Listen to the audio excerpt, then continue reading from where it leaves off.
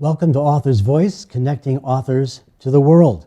I'm Daniel Weinberg, and our show is A House Divided. And of course, we're in our studio here at the Abraham Lincoln Bookshop in Chicago, and happy that you're joining us on this late Saturday afternoon. You're probably done with your pre-Christmas shopping already, and you're watching us, and we're proud of that. If you're watching us on Facebook Live, use the comments button to submit a question. Give us your name and where you're from so we can give a shout out and say hello. And you can also order a signed book right now, actually. Go to authorsvoice.net and you get a first edition signed, and we'll send it directly to you. Now today we have really a wonderful book. I enjoyed this thing. I enjoy most of the books, but this is unusual because it was new information entirely. Joanne Freeman is an authority on early national politics and political culture, a professor of history and American studies at Yale University. How many years have you been there? 21. 21. And where did you get your degree before? I got my PhD at UVA. At UVA, okay. Go what, Bulldogs or who? Wahoo. Wahoo, okay. And what was your thesis on, by the way? It was on the grammar of political combat in the first 10 years of the government. So how politicians fought on the national stage in the first 10 years of the government. That would be an interesting, put this on the web for this so we can see that. She's the co-host on history podcast Backstory.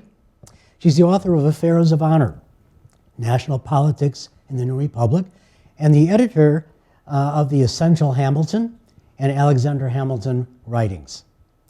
Her latest book, The Field of Blood, Violence in Congress and the Road to Civil War. Farrar, Straus, and Giroux, 450 pages, and it's illustrated, and it's $28. And I recommend this. You can get it right now and get a signed first edition, and we'll get it right out to you. And I hope you will do that because you're going to enjoy this, having it on your shelf, or at least on your bedstand first. So it must be nice to have John Meacham and James McPherson both give you, and two other Pulitzer winners, 4 Pulitzer winners on the back of this book. That's pretty cool.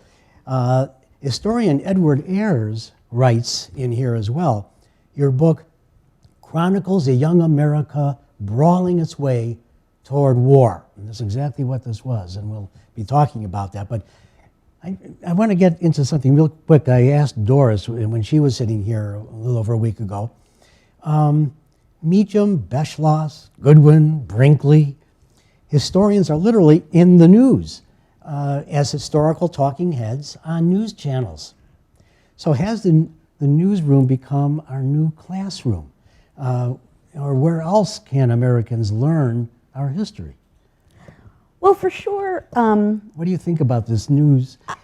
I think we're in a, and you can define this in a lot of different ways. We're in a historical moment, right? We're in a moment when history matters, when the newscasters, people in the news are constantly talking about history. There are times in American history when the past has a particularly big role to play. And I think at moments of big change, that's really true. So yeah, I think you're absolutely right. And I think in books, and I think as pundits, and I think writing op-eds, and I think on social media, on Twitter, historians have a lot to say. And as a historian, if the public's interested in history, that's a good thing. That's a good thing. Yeah. And we're historians here in the shop, and we feel the same way. There's a great deal to learn. And I'm glad there's a way easily watching the news, and all of a sudden you get a sidebar of context. Yeah. Not a bad thing. Now, in Appendix B, wow, okay. you have a note on your methodology, yes. All right? So it's a good place to start. How did you uncover unpleasantly personal discussions in Congress? How did you discover them in the first place? What were your sources? Because you write about triangulation. Right. One of the underlying sort of unique things or special things about the topic, and you suggested it right at the outset, is much of the story that I'm telling here about physical violence in Congress, it's really a story that hasn't been told, and it hasn't been told because a lot of it was essentially censored out of the period's equivalent of the congressional record. So for me to find the violence, I had to dig around. And so I was using private letters, and I was using diaries, and I was using some databases, and I was getting little bits of information and triangulating or piecing things together to prove to my satisfaction that something had happened and that I sort of understood what the dynamics of it were. So the modern technology of newspapers, this is just before the telegraph, so it couldn't go right out, but newspapers or pamphlets, did it get out to the public at all? Did they know about it as it was going along? They did, and the Telegraph happened smack in the middle of this story. So initially, the Washington press community is really small. It's a couple of people, and they sit in the House and the Senate, these reporters, and they take notes on whatever's going on. They check with the congressman to make sure that what they're saying is accurate. And then they would publish it in their newspapers, which were partisan, so they weren't trying to be objective. And then they would create the equivalent of a congressional record in a separate kind of a publication. So for a while, the news community was pretty insular, and so people didn't necessarily have a full sense of what was going on in Washington. Over time, as the press community gets bigger, and then the telegraph means you can have people from out of town in Washington, and they can telegraph stories home, the news begins to get out more. And as luck or lack of luck would have it, that's roughly the same time period as the slavery debate is intensifying. So both of those things are happening at the same time. So how did you decide what was truthful and what ain't? It was hard. And there are a number of things that aren't in the book because I ended up not feeling that I could prove to myself with satisfaction that they would count. For sure, I needed to have either more than one kind of evidence. So if I found it in a letter, I wanted to find it in a newspaper or find something in the record. I wanted to confirm things. Or I wanted so much evidence in one kind of form of evidence that I couldn't deny it. So for example, there was this incident that I read about in, there's a congressman from Ohio named Joshua Giddings. And Giddings writes in his memoir of sorts about standing up and giving a speech, an anti-slavery speech. He was an abolitionist, and having several different congressmen stand opposite him with guns, ready clearly to shoot him, deciding ultimately not to. But he describes this really fraught moment, right? And then he says a couple other men came and stood by his side, and it's the most gunpowder in one incident happens as he describes it in his memoir. Well, I loved the story, right? So for years, I was like, I got to find a way to tell the story. But with just his memoir, I couldn't, that wasn't enough. He would have any number of reasons to want to make Southerners look bad in his memoir as an abolitionist. So I looked and I looked and I looked, and finally towards the end of my research process, I found in an obscure newspaper, actually in two obscure newspapers, two reporters who said they saw this one particular man stand up and cock a gun and say something about, I'm going to kill that guy. And I sang hallelujahs because then it meant, oh, okay, I have outside verification that this happened. Are these things, we're going to get to this a little bit later, I have some questions for that, but is this because of modern technology today? You can get to and uncover all this? Because if the Globe censored it, that's what most historians were going to for their history, because newspapers, you couldn't get to all of them. Right, and that's one of the amazing things about this book. And I'm the sort of person who loves to go to archives and look at the real stuff and look at the real manuscripts. That said, I couldn't have done this without databases, because I could sit at my desk and online get the entire congressional record, or the equivalent of it, online go to a database and check what the press coverage of what I was looking at was, online go to Google Books and find the memoirs of the congressman who I was writing about. That's pretty amazing. So without that ability, I don't know if I could have confirmed what I'm writing about in the book. Now that said, I did a lot of archive hopping because a lot of the people I write about in this book are obscure. So they didn't leave behind memoirs or autobiographies, and their papers largely haven't been digitized because they weren't highly significant individuals, which of course made it more fun because then I got to wander around doing research. Yeah, but so you can't rely on the internet alone. It could be overused and miss a great deal. Oh, absolutely. As a matter of fact, the danger, so there's wonders and wonderful things about doing online research and database research. The downside of that is you ask for something and it explicitly gives you that thing. You don't see what's around it. You don't have the serendipity of stumbling across other things in the same way that you do when you're rummaging around and doing research. So it's very possible, you're looking at things through a very narrow hole when you're looking in a database. So you can miss a lot of things. Well, the centerpiece of this book is the diaries, I guess, of Benjamin French, who had a very interesting career. He was front and center to the violence in Congress. First of all, how did you assess his veracity to begin with, because diaries can be good or bad or overblown or too spare, and you don't know. No, it's true. So, and that was I guess like everything else, was a process, right? So he did have these amazing 11 volumes worth of diary, and it's the kind of diary where he didn't just say, you know, good weather today, had lunch with Mr. Smith. I mean, he wrote down what he felt and what he saw, and it's the most revealing kind of diary. So he had, in and of itself, this sort of wonderful material, but he had a newspaper column, he had a wide correspondence, he was a poet. So all of that That's in in and of here. itself, yeah, I get some of his poetry in Yes, the you book do. for sure. So in and of itself, he had a lot of different ways in which he was communicating what he did. But as with everything else in the book, he might give me some wonderfully subtle kind of personal view of something, but I still had to go out and figure out another way to get at it from another point of view. It's interesting. I had a document in here not long ago, a guy named Tultevel, Peter Tultevel. Turns out that he had a connection to both Lincoln and to Booth. Wow. He had the Star Saloon that was right next door to Ford's Theater. But in the beginning of the war, he was a musician in the Marine Corps band, and he played for Lincoln at the first inauguration. Wow. And he must have seen Lincoln, and maybe Lincoln even saw him. Wow. And then, of course, the Star Saloon, as the owner, and he had to testify afterward, he gave Booth his last drink before he went off to do the deed. Wow. So French also has a connection to both Lincoln as commissioner of buildings and to Booth. Indeed. So, and he writes about this in his diary. So he was commissioner of public buildings, and he also was in charge of orchestrating the inauguration. And he writes in his diary about how he was overseeing everything, and he had heard rumors that there might be someone trying to do something to Lincoln. He didn't know what, and he was whisking Lincoln around to try and prevent anything bad from happening. But he describes, during the inauguration, seeing someone come out of the crowd, upset and seemingly really entitled, acting as though he's very entitled to get in, to be in the circle with Lincoln. And the way that French tells it, he was so insistent, and he seemed so sure of himself and entitled that French initially thought, oh, he must be a member of Congress I haven't met before. But then, in the end, he says, no, something about this isn't right, and he's held back long enough that Lincoln passes by.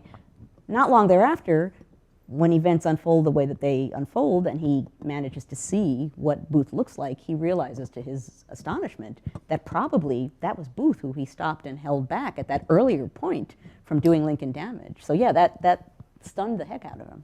I wonder if Booth really had a plan, if he was going to do it right there. How would he get away? The theater, he had a better chance, and he did get away. Yeah. Although he was in front of some people. And, Yeah, and he just knew a he few. was. Just very quickly, I noticed in here, there was a photographic album that he kept for his son. Yeah. And that's in the Library of Congress. That Yeah. must be an interesting album. What did he put in there, just as a quick... Well, so he was commissioner of public buildings under Lincoln. And so actually he got to know Lincoln, and he was involved in the Lincoln White House. But a lot of what he was doing was overseeing the extension of the Capitol, which was being extended throughout this period. And so the photo album partly has really interesting photos of the building, the enlarging of the Capitol, and horse-drawn carts pulling pillars, and then sometimes, like, he went up to the top of the Capitol and took photographs looking out around at Washington, and those went in the album as well. So he was kind of documenting his job and then kind of documenting Washington in a really wonderful kind of a way. I think I've seen some of those photographs in stereo views of the day. Yeah, I have probably. a collection of them right now, actually. Probably. Strangely enough. So let's get a little bit into what this book really is. Okay. And that is, you found approximately 70 different fight scenes, occurrences that happen in the walls of Congress. First of all, how do you define a true fight, besides just verbal assault? How do you find it? Good question. So by the simple answer of that is that a fight had to be something in which you took some kind of physical action. It wasn't enough to just argue. It wasn't enough to call a name. So canings, fist fights, shoving, punching, big melees, duel challenges, anything that was physical, even lunging, people lunging at each other, even if they didn't really manage to land a punch. There had to be a physical component of it that went beyond just name calling. Well, you know, the nature of fights was something as well then. Mr. Brooks, I don't have his first name here, in a recent book, Liberty Party, maybe you know it, notes the deliberate and politically strategic provocation of violence in Congress. What's your taking on that? It was positively provoked? Well, so it was And maybe provoked. the Republicans actually did some of that too? For sure. So on the one hand, for a time before there were Republicans, the Southerners were far more comfortable with man-to-man violence, so they were really deliberately using it to intimidate Northerners into backing away or being afraid to stand up for whatever it was they wanted, and obviously they were protecting the institution of slavery with it. But there were abolitionists and then ultimately Republicans as well, who, and actually Joshua Giddings with the gunplay incident that I described a little while ago was someone who was famous for this. He would say something deliberately, knowing that it would upset the Southerners, and then when they did what he knew they would do, which is run at him with a cane or begin howling or screaming, he essentially would point to them and say, "Ladies and gentlemen, the barbaric South." So again and again, they kind of played into his narrative. He was a big guy, so he could kind of use that kind of strategy. Well, as it went along, I'm sure it increased, but what was the percent, you think, of those 70 fights that were truly over slavery, the slave issue, as opposed to personal things that did happen as well in Congress? And these are all in the walls of Congress, right? Correct. Well, some of them are on the streets of Washington. Yeah, okay. Yeah. So some of them got out there. Yeah. So what percent would you say were really slavery driven? The majority, I presume. Yeah, I mean, I would say the majority. Some of the early ones are not so much. Some of the early ones are actually party-based and not slavery-based. So some of the early ones, in the early years of the book, is when organized party politics and the rise of Jackson and the Jacksonian Democrats means that politics is kind of team-based or battle-based in a way that it wasn't before. So some of it initially is one party calling the other corrupt and then people taking personal offense and attacking each other.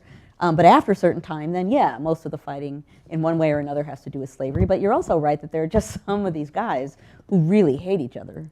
And for one reason or another, they tick each other off and they set each other off again and again and again. I just want to go to something on the side for a moment, because political parties, as you mentioned, there were a whole bunch of them, and you list them in your book, and there were a couple there that I had really forgotten about or maybe didn't even know that were there. So what were the political parties, very briefly, that we contend with in the book?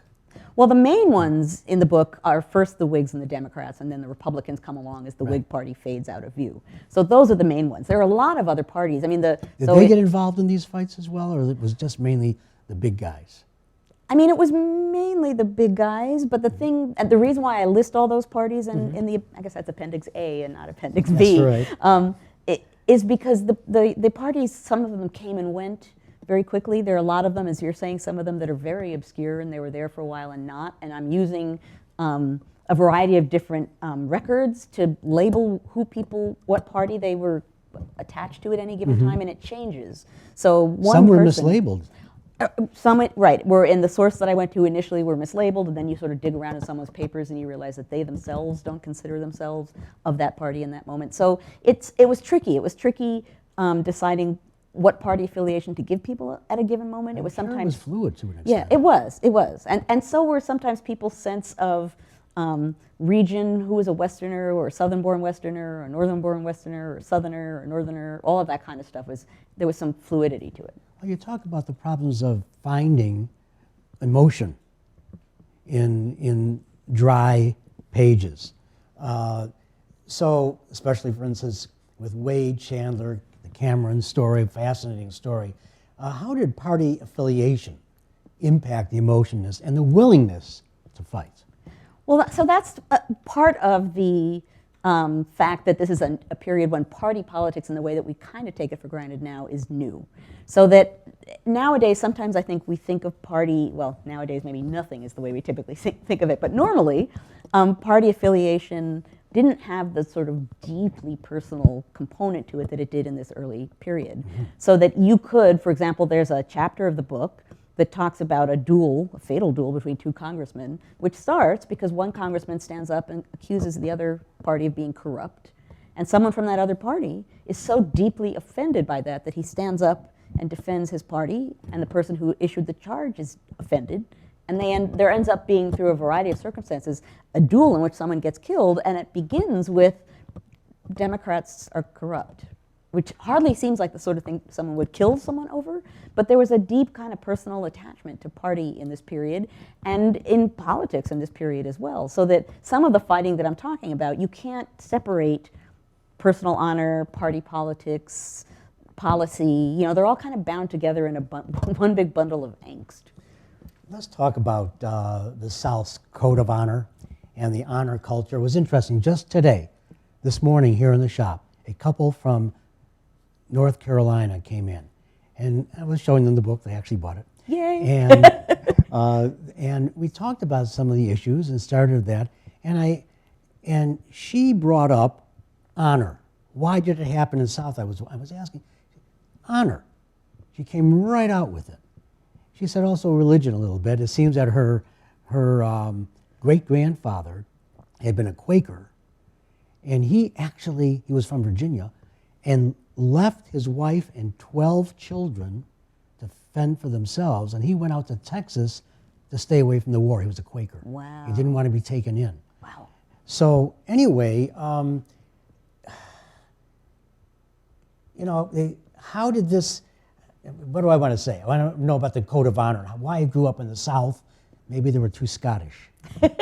Well, I think, so when you go back in time before the period covered in this book, actually the period covered in my first book, Affairs of Honor, part of what that talks about is that there were different understandings of personal honor in the North and the South, so it's not as though it was purely a Southern thing, nor was dueling only a Southern thing, but over time, and this Hamilton, Burr, exactly. Hamilton's son, for heaven's Exactly. sakes. Well, exactly. And the Francis first Scott book Key. talks about 10 or 12 duels that just happened in New York City around or affairs of honor. They don't all go to the dueling ground, but still, there were lots of honor disputes, and particularly among the political elite. Over time, what happens is that dueling, the practice of dueling, becomes seen as more and more inherently Southern. Southerners really kind of take pride in it. And the code of honor is the very ritualized kind of strict code that was more than anything else about having people be able to negotiate out of a duel, right? So that you could get into a duel in the sense that you need to redeem your reputation, you need to redeem your honor, you need somehow or other you feel that you need to prove that you're willing to die to protect your reputation. But it's possible to do that without actually fighting the duel. And so the code of honor was one way to sort of help you use the circumstance to redeem your reputation without hopefully shedding blood or dying. But by the 1830s, 1840s, it's really becoming seen increasingly as Southern. Northerners increasingly are calling it barbaric and Southern and bloody. The North is violent, but they're violent in different ways than the South. And obviously the institution of slavery all by itself requires a certain amount of violence. So honor culture and dueling sort of fit in with the South. But there's still a sense of honor in the North. Benjamin Brown French talks a couple of times, and I quote him at least once in the book, talking about Yankee honor. Oh, yes. So there is honor, it's just the code of honor, as you're suggesting. By this period, it's seen as a Southern thing, and dueling is seen as mostly a Southern thing. While you're talking, I'm thinking about one Abraham Lincoln. I don't know why. But, strange. But he had an almost duel. I was talking about talking him their way out. They would still go there, and he was going to have a duel with James Shield. Both of them came from Kentucky. And I wonder if his mother's milk, he got some of that, even in Kentucky, that code of honor that he brought into Indiana and Illinois. But of course, a broadsword was how he got out of it, right? Instead of talking. But I'm just kind of wondering about that. So, are there remnants of the honor culture today? Do you think they're still there? I mean, she came out immediately with honor. Yeah. Well, I mean, the idea of honor, of personal honor, and needing to protect your personal honor, and sort of related to that, reputation. Defending your reputation, worrying about your reputation. I think that's very alive today, and I think social media and things like that, the fact that things can spin out of control in a way that you don't have control over them, right, makes personal reputation all the more at risk. I mean, the same people who are worried about privacy and what happens to our private information, reputation is kind of bound up with that problem as well. And technology has made it a little different with an AK-47 instead of a knife or a fist or something. That's so true. It makes it more difficult. John Quincy Adams is in this book, and Yes. a favorite of mine, actually. And you write of the gag rule, the anti-dueling law, and John Quincy Adams talking about violence in Congress. Yeah. What was his role in this story, and is he instructive for today? Well, so I loved writing about him too. So I have to say, I became a John Quincy Adams fan just in having to deal with and figure out the logic of his campaign against the gag rule that was silencing discussion of anti-slavery petitions in Congress. The thing about him, and the reason why he was so fascinating to me, is by the time he goes back to the House after being president, he's elderly, he's an older fellow by that time, he's an ex-president, and he's the son of an ex-president who's also a founder. You can't beat up John Quincy Adams. He was sort of, fist-proof in addition to being bulletproof in this time period. And he knew that. So he played that. He was really aggressive and really provocative, very deliberately so, essentially saying, bring it to the Southerners, knowing that they couldn't punch him. And some of them even say so. There was a fellow from Virginia named Henry Wise who was particularly dead set against getting at Adams. And at one point he says, if you weren't who you are, you would feel more than the mere power of my words. He's just itching to punch him. And Adams, in his diary that night, writes, oh, Henry Wise threatened to kill me in my seat today. Oh, how nice is that? So he uses that to his benefit.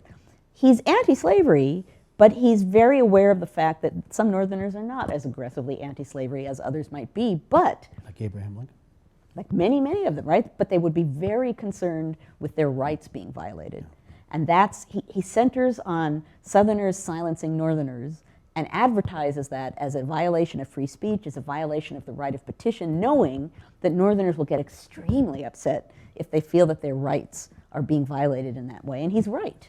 Well, it seems just like Election Day, voter registration being suppressed. Right. And many of us got a little agitated about that. I think it is eternally true that if your rights, your constitutional rights, are being violated, you should be upset. And the other thing is that which is today really, is the mutual trust is being eroded. Right. And it did then all the way to Civil War. Right. I sometimes today wonder, could we get to that point where mutual trust is so difficult that you're ready to kill your neighbor, just like in Bleeding Kansas? Well, I'm not going to say that. But what I will say is that you're absolutely right that mutual trust of Americans in each other and trust of Americans in institutions of government are crucial. And you can see how that's true by the time you get to the point in this book when they're beginning to decay. You have, by the period where this book ends, right before the Civil War, most congressmen are armed. And they're armed not because they want to gun down somebody else, but they're afraid that other people are going to want to hurt them. So they are no longer trusting Congress to protect them, and they're no longer even trusting their colleagues not to attack them depending on how circumstances go. So it's hard for a government to function under those kinds of circumstances. This is one, you can look, depends which way you're looking at it. Did the broader culture and society reflect Congress, or was Congress just reflecting what was going on out in the broad culture? Well, I think in many ways Congress was representative, right? I think, America was really violent in this time period in any number of ways. You had, the slaughter of Native Americans, you had the institution of slavery, politics was inherently violent in this period. You had mobbing and riots during elections, people being killed routinely during elections. So certainly some of what I talk about in the book is like, the United States in the 1830s and 1840s, that's what it was like for sure. So some of it's inherent, but also some of what's going on in Congress is happening because the people doing it in Congress kind of know that they have the support of the folks back home for doing it. Henry Wise, the John Quincy Adams attacker, at one point someone tries to shame him and says something like, you ought to be ashamed of yourself. We ought to send you out of here for the kind of behavior you do. And Wise essentially responds by saying, yeah, you do that. I'm going to be immediately reelected because my people put me here to do exactly what I'm doing. And he's right, because he's reelected 6 times to Congress at an age when there are a lot of one-term wonders in Congress. So yeah, he's put there by people who are happy to see him standing up for their rights in the way that he does. So as much as fighting, bullying is a large part of this book as well. Right, absolutely. And you see that too. But over time, you're saying, over the decades, the North began to respond to that. Right. in their own right. You touched on that a bit, but it took them time Right. to finally do that, yes? Right, right. So, and it partly has to do with the intensification of the slavery problem, particularly after, in the 1850s, when you have the Compromise of 1850, but then the problem of Kansas comes about, and the Kansas crisis means suddenly everything's off the table, who knows what's going to happen, and Northerners begin to feel that Southerners are trying to spread slavery everywhere. Southerners think that Northerners are trying to eliminate it. You get all kinds of conspiracy theories in the press, and that's the moment when you have the birth of what is the Republican Party, which is a Northern anti-slavery party.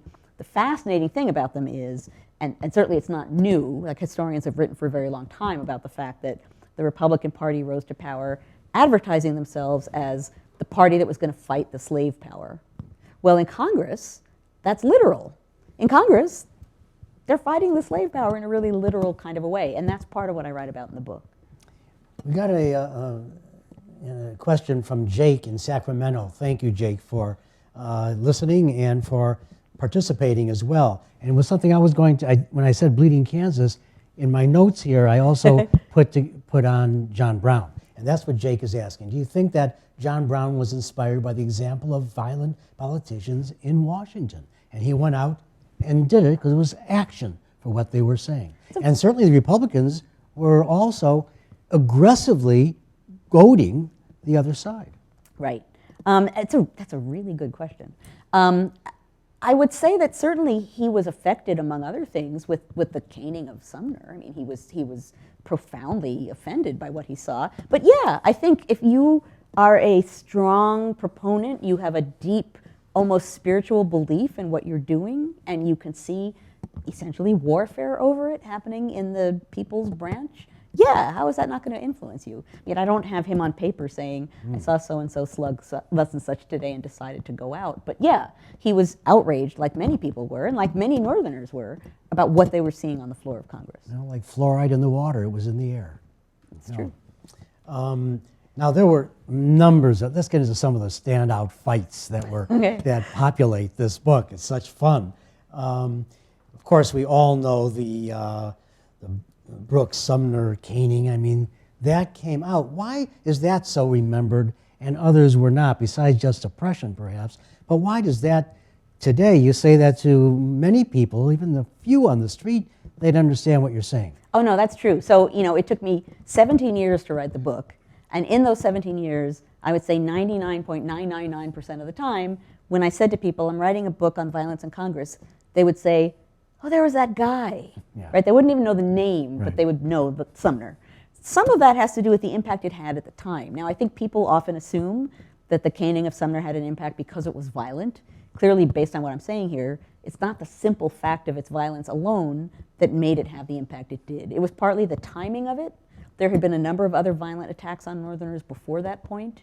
It was partly the symbolism of it. You know, typically speaking, if you wanted to stage a deliberate physical attack against somebody, you didn't do it in the House or Senate chamber. You might erupt, you might run at somebody, you might, run at them with a cane, but if you were going to do like what Preston Brooks wanted to do, which is deliberately go over to Sumner and then aggressively beat him, you tended to do that outside. And in the aftermath of the caning, people even said, if he'd done it outside, it wouldn't have been such a big deal. And Brooks waited on the Capitol grounds for 2 days to catch Sumner outside before he finally just gave up and went into the Senate. So the symbolism of a senator being beaten to the ground brutally by a Southerner, obviously that had a huge emotional impact on Northerners who were watching and on Southerners as well, who felt like they liked what he did. They felt that he was defending the South as the South should be defended. So I think on both sides, it had a powerful emotional impact that it's hard to exaggerate that when you read. For example, I sat for a while and read the letters written to Sumner after the caning, and the degree to which people were virtually sobbing on the paper in outrage, it would be hard to exaggerate that. And it wasn't caught on camera. The Chili Graves duel was important in this book. Give us the import and how that affects the book as well. Absolutely.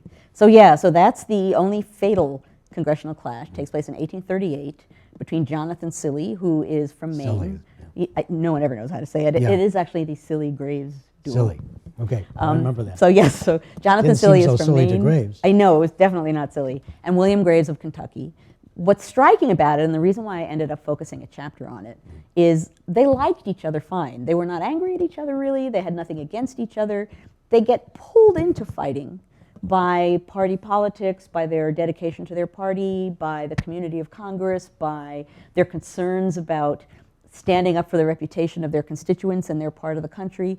All of these things kind of suck them into having to be involved in a duel that I call in the book the duel that no one wanted. No one wanted this duel to happen, and yet it happened anyway, and someone was killed.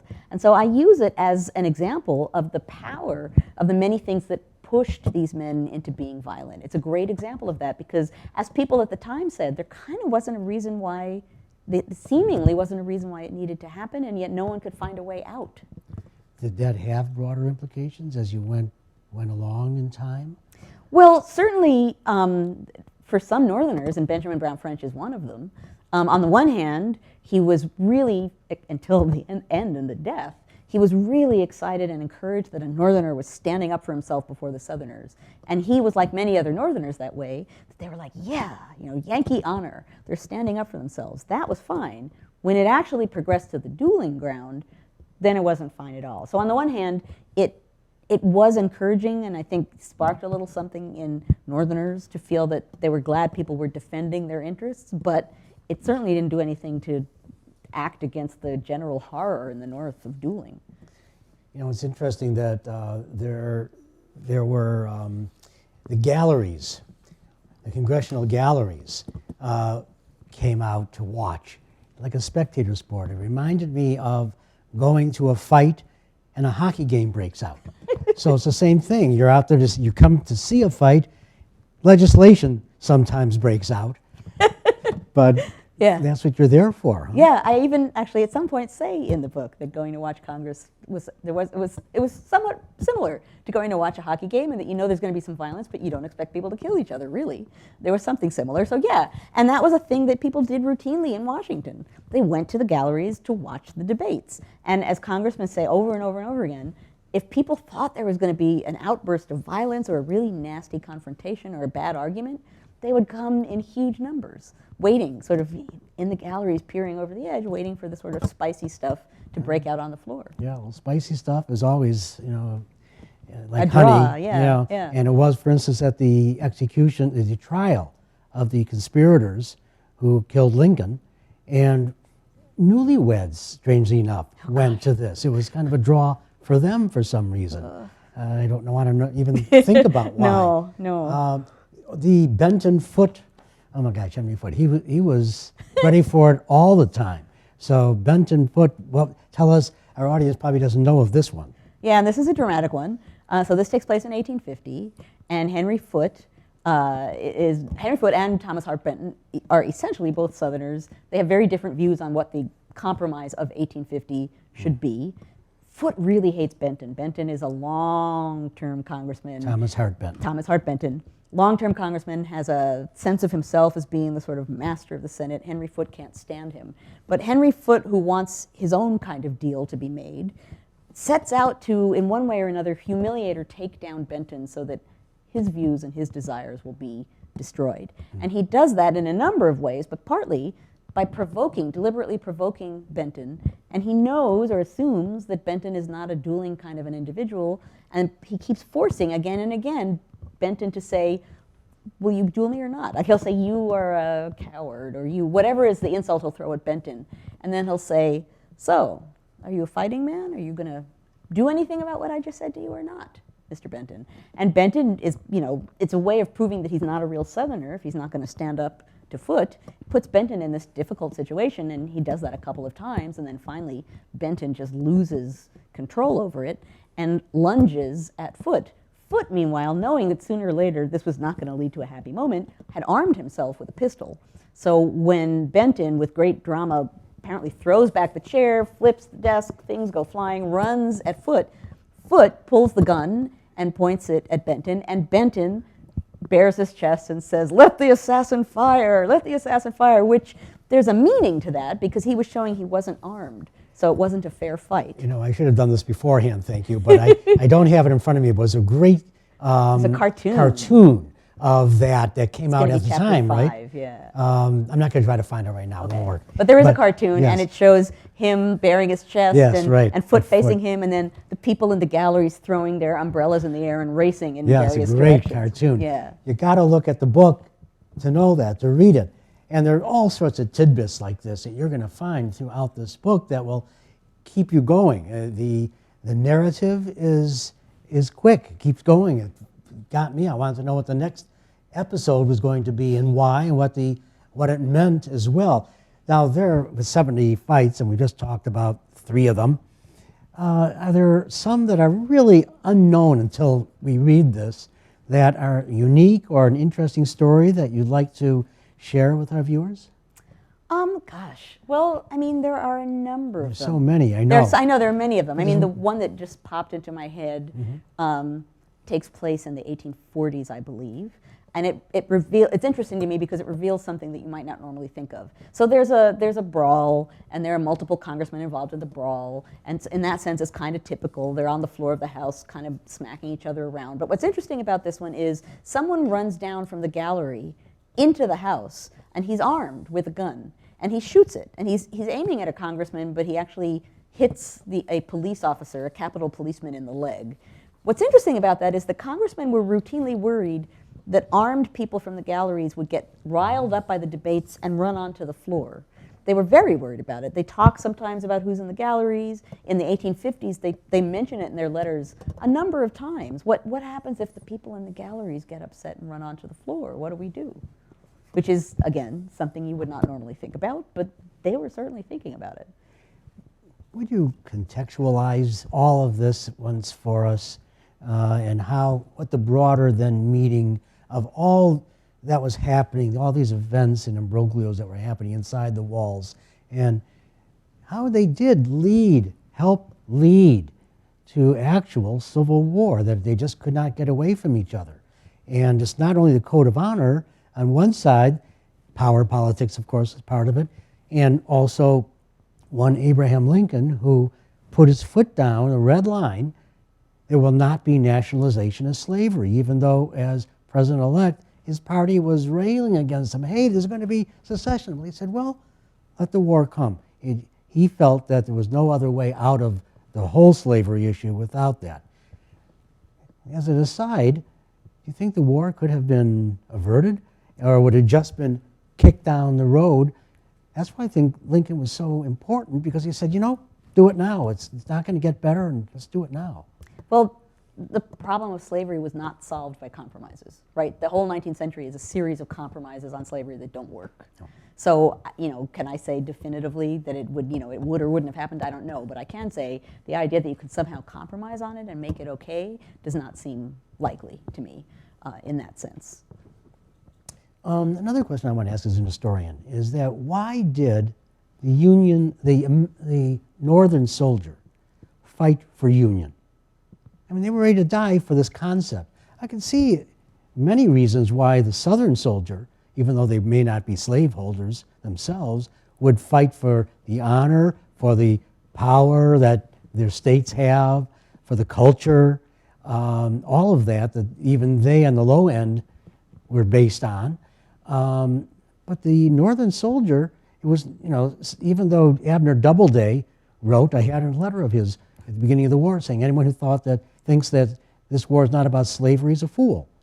And it was about slavery, but that's not why the Northern soldier usually went in. Why did they vote for it? Why did they I don't think you can separate them. I think, and this is one of the things that Benjamin Brown French shows. Mm-hmm. From the minute he gets to Washington, he's worried about the Union. He's thinking about the Union. And we take it for granted, right? We assume that, of course, there's a union of states. That's what the United States is. We don't consider it to be fragile or shaky. We don't assume that there's going to be immediate disunion. This was no assurance. They didn't have that in this time period. And French is constantly, and so is everyone else, worried about the Union, thinking about the Union. The Union is like an almost holy thing to him. Closer to the Revolution at that time. I suppose, yeah. I mean, but in this period, so the Union has been in existence long enough that, in the 1790s, they really did think like one stupid decision and it's all going down. In this period, they're not quite at that point of fragility, but still, French's absolute love of the Union and his dire sense that it needed to be protected, it was huge, and you can feel it throughout the entire book. And that ultimately is his guiding force. Now, he also is grappling with the issue of slavery. He changes his view on that. Initially, he doesn't want to talk about it because he thinks it's going to endanger the Union, and then ultimately comes to a point where he realizes it has to be dealt with. But again, he's still thinking about the Union, worrying about the Union. So I think part of the answer to your question is Union meant something really different in this time period than we assume it means today. Yeah, that's an interesting answer. Now, at the outbreak of war, violence in Congress lessened greatly, mainly because the South wasn't there, perhaps. Right. There still was some violence in there, but not the same sort by any means. But it remained in the Confederate Congress. I know. Yeah. And the same people who are fighting in Congress in Washington, a lot of them go down to the Confederate Congress, and Henry Foote is fighting all over the place in the Confederate Congress. So yeah, they go to the Confederate Congress and are still using violence to engage in politics. And was there fighting back to that, the way the northern congressman finally had to fight back? Was there that sort of thing that happened in the Confederate Congress as well? Well, really Southerners were for sure fighting Southerners in the Confederate Congress. Yeah. So that was certainly happening down there. It's I mean, there's something kind of comical about it, that especially Henry Foote, who actually the best sort of violent moment in the Confederate Congress is Henry Foote gets attacked by someone who has a knife.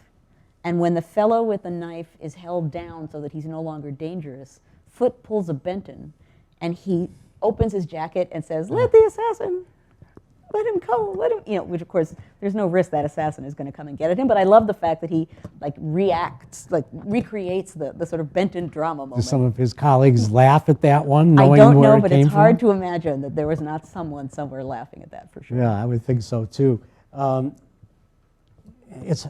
As we've intimated here and there in our conversation, it's difficult not to think of today. And you're not writing about today, you're not going to that area, but you can't not think about the relevance of this to today and how violence provoked, well, the Civil War. We're not going to have a Civil War here. Sorry about that with my sound, but nonetheless, I hope we don't do that, but it has provoked violence, as we've seen, not in maybe Congress, although there's violence there too of a different sort, but it's not with going out and slaughtering. Right. And so do the times provoke society and those in society? We talked about John Brown for a moment. Many of these people, some of these people today might think they're the John Brown of whatever they're thinking about. Well, I do think, and you're right, that the book is about the 1830s, 40s, and 50s. Right. And it took me 17 years, so 17 years ago, politics was very different from how it is now. That said, I finished the book in this climate, and for that reason, it was sometimes really, really hard to write. There's an author's note at the beginning that talks a little bit about this, because there were times when I just had to walk away because I would be watching the news and then I would sit down and the link between the two would be too powerful and it would be too upsetting, and I had to not work on the book for a little while.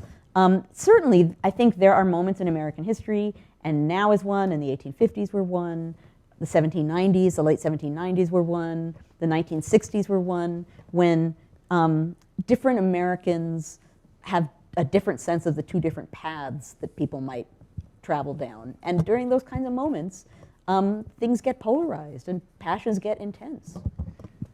I'm going to ask you real quickly to go to the Xerox machine, and on there I have upcoming shows. Sorry, this is making sausage right in front of you, but while she's getting that for me so I can tell about upcoming shows. It's important to do. Yes, it's important to do. Is there anything that we've missed that you want the viewers to know about your book and how to maybe approach it or what to try to get out of it? Well, I think that some of what the book is trying to do is to get at the coming of the Civil War, the road to Civil War, in a different kind of a way. I talk in the book about what I call the emotional logic of disunion. I want people to be able to get down on the ground, with people in Congress and with other kinds of Americans and really understand how people came to turn against each other in this way. Benjamin Brown French, at the beginning of the book, is willing to do anything to appease Southerners. Don't talk about slavery. I love the Southerners. Let's just make everything work out. And by the end of the book, he buys a gun prepared to shoot Southerners. And part of what I want the book to do is explain, how do you go from point A to point B? That's a dramatic change. How do you become a person who's prepared to inflict that kind of violence on other Americans? So that's part of what I try to get at by looking at the violence that's happening in Congress. Was French introspective at all? Did he see what was happening around him and how he was changing himself? Yes. He's wonderful.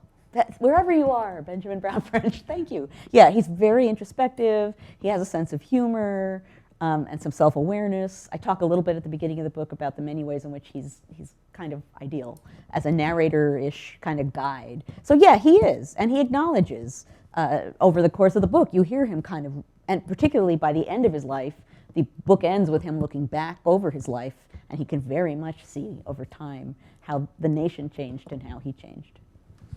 Well, a fascinating book, and I think you will love the read, especially after seeing this, or read the book first and then go back to this again.